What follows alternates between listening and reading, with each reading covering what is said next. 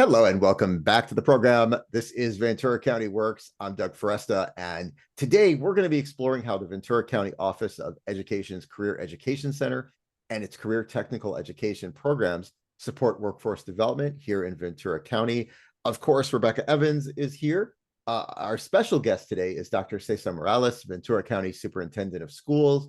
Rebecca, Dr. Morales, welcome. Thank you. Glad to be here. Thank you so much, Doug. And yes, thank you, Dr. Morales, for joining us. So Dr. César Morales, welcome to the Ventura County Works podcast, as you are the host of the new Focus on Education podcast from the Ventura County Office of Education.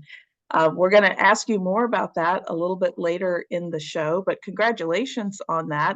And I guess I'll just ask you really quickly. I listened to the first episode, which was about the Office of Ed and what the distinguishing characteristics are of your Office of Education. What did it feel like recording that first show? I was so nervous. It was the first time I had done a podcast, and I'm very excited that my staff pushed me in this arena. We've been getting a lot of good feedback from our own employees and community members that listen to it, and I look forward to what evolves. Just wanting to share the story about how we intersect with the education system and our community. Great.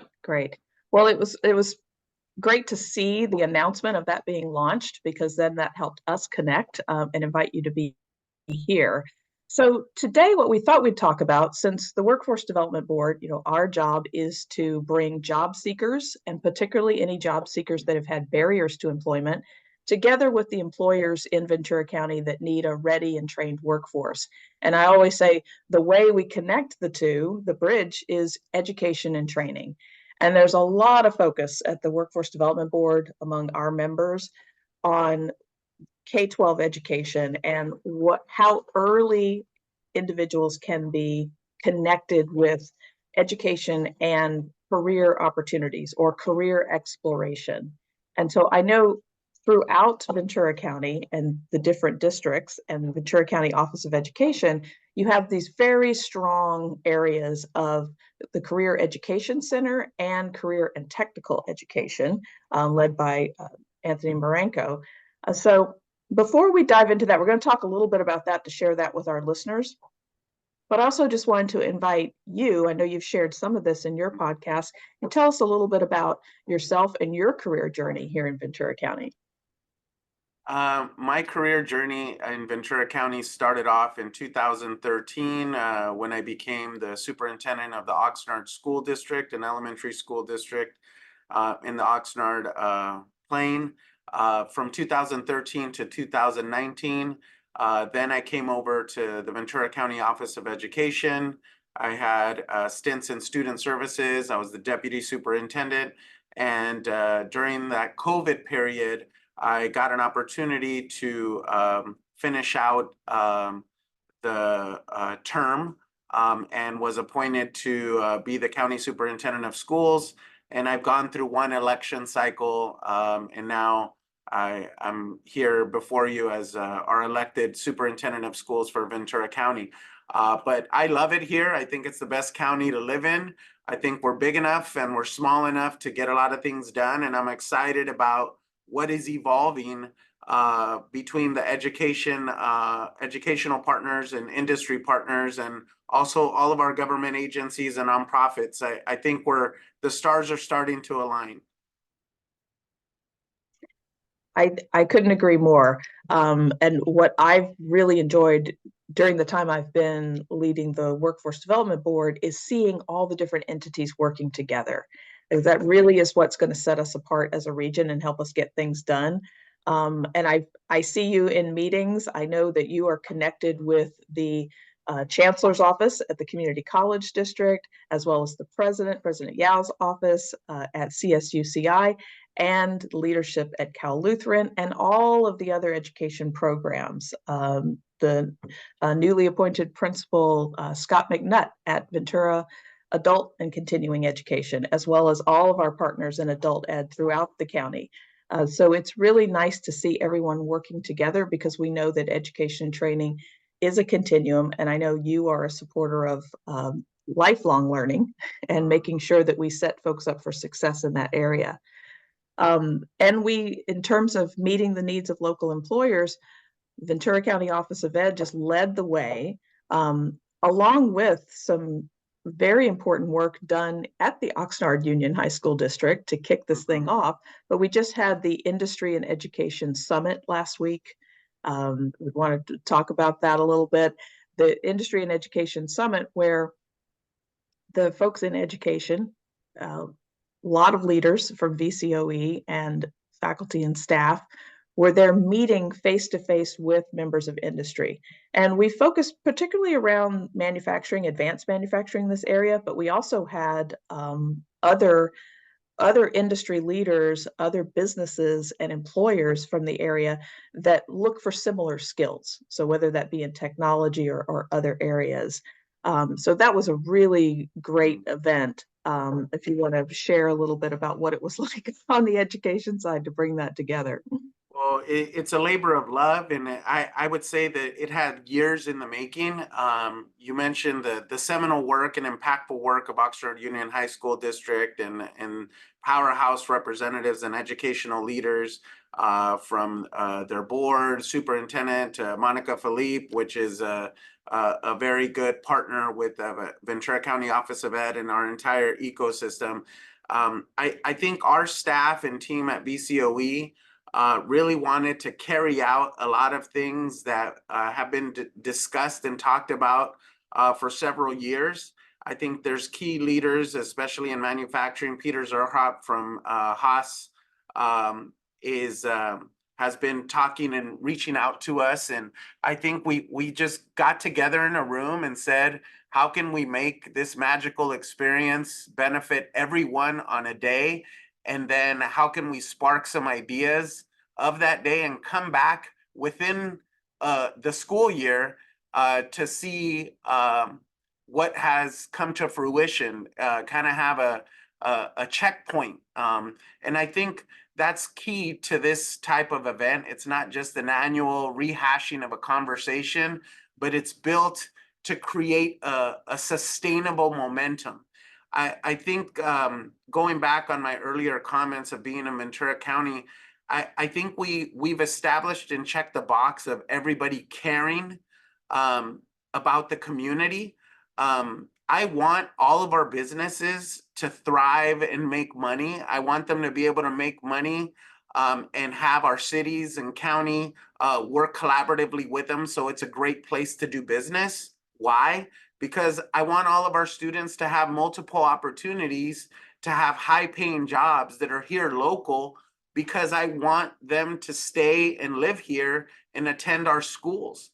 And that's only going to happen if all the opportunities in the K-12 system are clear, their alignment to future industry and career opportunities, along with higher education pathways at the community college system, as well as at our local universities at CSUCI and COU. I think all of us as players need to know what our role is from our vantage point, but we need to know that we're advancing the strength of the ecosystem itself.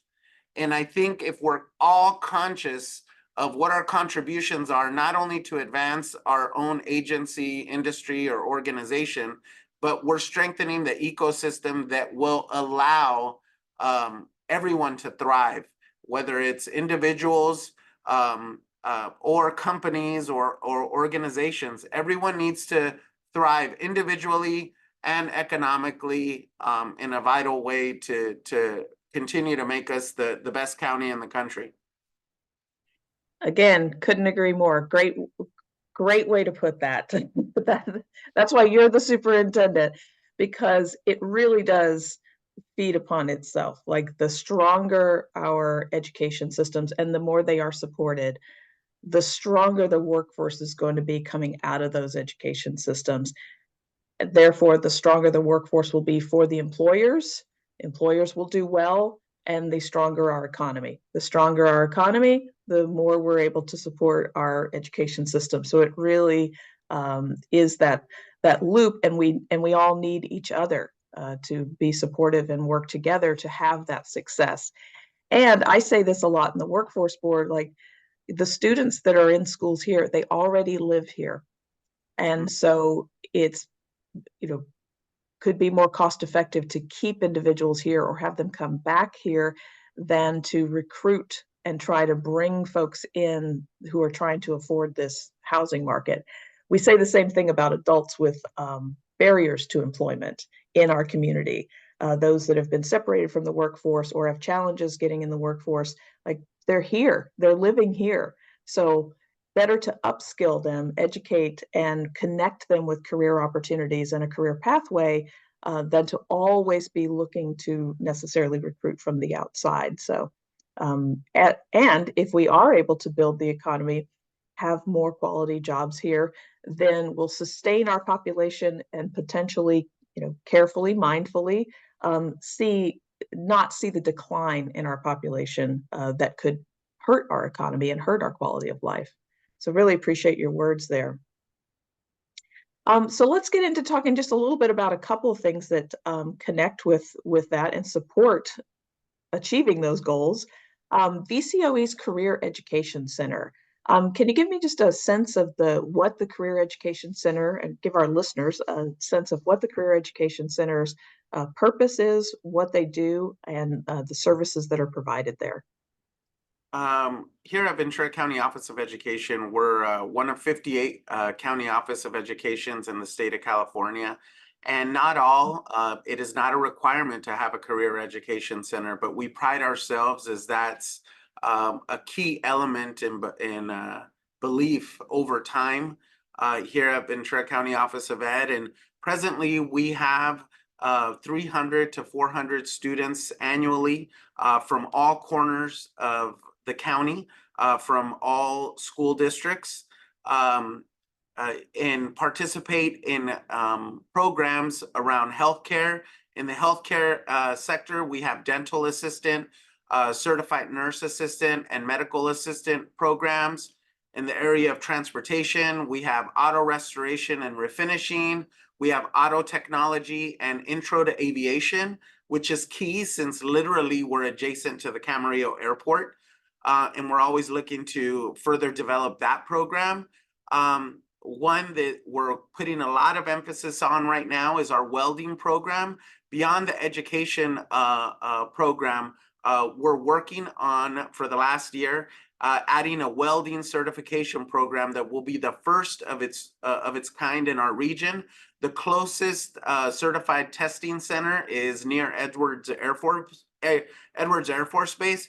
So we not only believe we're gonna meet the needs of folks, both young men and women and adults, men and women that are interested in the welding profession, but it's a much needed field right now, very high paying, but we're gonna meet the needs of Ventura County and our adjacent counties of Santa Barbara, San Luis Obispo, and parts of LA, because we will be the closest certification center. So that involved us shutting down and doing a lot of improvements to get to code and get to the testing standard. But we're very excited to be able to launch that at the beginning of the next calendar year. We also have programs in advanced naval technology and a veterinary assistant program that's very popular amongst all the veterinarians here. The majority of the assistants with all of our veterinarians in our county come from our program. That being said, we understand that we're part of an ecosystem when we offer an option for students that are interested in these areas. Many of our high school districts have thriving adult and continuing education programs. And I always say, I want students to thrive in the program that resonates with them. And all of us are in communication and working together. I don't like to think that we're in competition. I think we're complementing one another and we promote each other's programs. So that's important to know. So in addition to our high school students, I know we have an adult education component also at the Career Education Center, making some of these opportunities available for adult students as well.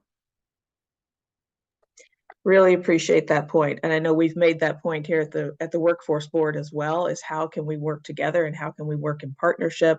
No one's in competition, because again, you want folks to go through the programs, whether they're through VCOE or another entity, or within a specific school district that's within the county, to be able to meet the needs of the employers. And so how do we promote? Also, it's the program that's going to be the most accessible for that student, whether that be geographically or something that they're able to access for a particular reason or that resonates with them.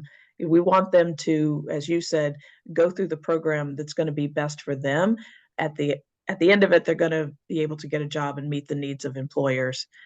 And I know that you're also a believer in how programs can learn from one another. And that's one of the things that was great at the summit, is across the board, educators talking about and asking the question of, what do we need to add to our curriculum? Do we need to update curriculum? Like, what do we need to make sure we're on the leading edge? And that benefits everyone, whether you're in a local district or at the education office or in adult ed, et cetera. So thank you for that. I know work-based learning is definitely something we focus on, and that's also a focus of the Career Education Center. Can you say a little bit, are there some examples of where students are able to get work experience and desirably paid work experience while they're going through those programs? Definitely, this is a constant conversation, and I know I've been a part of for over 5 years. I think it's important for industry to have internship opportunities. Sometimes there's a little apprehension because of liability of having minors in the workplace. Often there's a concern of do you incentivize internships, or is it a service learning project, or is it a paid internship? All of those things need to be explored. I think right now, the present methodology that students have to use is to work with their school counselors and their designated schools. And I know all of our school districts have staff that are focused on supporting the career technical education pathways and have contacts with industry, as do the teachers themselves. Many of the teachers are from industry themselves that are working in our high schools, and those that are full-time staff teachers at the high schools have a lot of connections within industry as well. It's just trying to make sure that we fit this into our students' busy lives. Some of them might be in sports, some of them might be in other activities, but definitely adding a slice and a dedicated time to career development is important, and we need to get the word out. I know we've often tried to organize ourselves to see what are the companies or organizations that are willing to take on students, and what's the frequency and how long. And I think we're not where we want to be, but I think we're getting there. I think certain parts of the county are we have known partners in every one of our high schools, and I think that's a great beginning. But I think we need to also highlight from a business perspective what the return on investment is for the participation of our students. Definitely they're part of the training and work experience for our students, which is amazing. But I think we also need to highlight what they see as the benefit, so that other companies come on board. And I think we can all help with that. I think we need to have a spirited marketing movement around just that, all the benefits of workforce experiences from every dimension. I definitely would want to be a part of that conversation. As you know, and our listeners know, under the Workforce Innovation and Opportunity Act, which is what the Workforce Board administers, we have funds to help pay for work experience, but we are challenged sometimes with finding the right fit and finding employers who themselves are able. I mean, of course, they have to be able to devote the time, which does cost, as well as have the insurance coverage, et cetera. We do have some programs in our youth program where the youth service provider is the employer of record and is able to provide the coverage, which is a help. And so then we can place someone for work experience, we pay the wages, and they have that coverage. So it helps an employer take that risk, but they still have to devote the time to it. And I would like to see that expanded. I think the conversation that you just mentioned would be good across the board. That would be something good for all of us who have a role to play, maybe to connect together, because I do think having sometimes, the model of having an entity that can be the employer of record to have the insurance, take on the liability, pay the wages, and then place them in these work-based learning opportunities in the beginning, and then perhaps at a different phase, the employer can then start to, pay part of the wages, and then maybe it leads to employment down the road, something like that. But I think, again, it goes back to when we can get together and listen to the employers and industry of what are the barriers to doing more of this, to more work-based learning? What gets in the way of more internships or apprenticeships in our area? And then we can start to try to solve for that. We can look for solutions if we know. We don't want to build solutions that are actually tackling a problem they don't have. So I agree with you. I think a focused conversation and promotion of that would be great. And despite the complexity, I think we have many partners already that are willing to navigate all the intricacies of this, as well as the liability issues associated. I mean, just us alone here at VCOE, I can rattle off many partners. We have Haas, Goodwill Industries, the Naval Base, Ventura County, Eaton, Raker Aerospace, Tri-County Sheet Metal, the Ventura County Electrical Apprenticeship Program. We have Paradise Chevrolet, Thousand Oaks Toyota, Moore Park Collision, Mission Oaks Auto Body, Moore Park Urgent Care, Conejo Valley Chiropractic, Oxnard Dental Group, and Newberry Park Veterinary. That is exclusive to just the VCOE Career Education Center. And I guarantee you that all of our high schools across the county have a similar or bigger list than this. So despite the difficulty, I think we need to celebrate how amazing we're doing in Ventura County. Absolutely. And what an esteemed list. And you're right, everyone has a list that they can build on that. And those are companies that are making the investment and taking the investment, like reaping the rewards of that by helping to train the future of the workforce. Great appreciation there. Okay, so if there's anything else you wanted to add related to career and technical education, please do. But I wanted to have a few minutes here for you to say anything more about the Focus on Education podcast and what we can expect in maybe some episodes to come. It's a monthly podcast that we're calling Focus on Education, and we're very happy that it launched last month. The first 2 episodes were called Get to Know VCOE. I think for the most part, students in our community are familiar with how school districts operate, and some may know that the Ventura County Office of Education exists, and some might not. I know we're here to support all of our school districts, and while our primary function is fiscal oversight and monitoring, there are a lot of things that we do as a go-between between the state and the local districts. Public education is a federal interest, a state function, and a local responsibility. And with the ever-changing nature of policy changes and bills that are enacted that impact education, County Office of Ed serves as a vital support mechanism for all of our school districts as they're navigating the year-to-year changes operating within the state of California. But that being said, every county office of education is unique and takes on specialized programs to best meet their region and area. So I kind of wanted to highlight all the different elements of VCOE, of how we support our school districts, how we support industry, and the overall educational ecosystem from childcare, early childhood, all the way through higher ed, in order to champion education issues and education infrastructure that best supports us as a whole.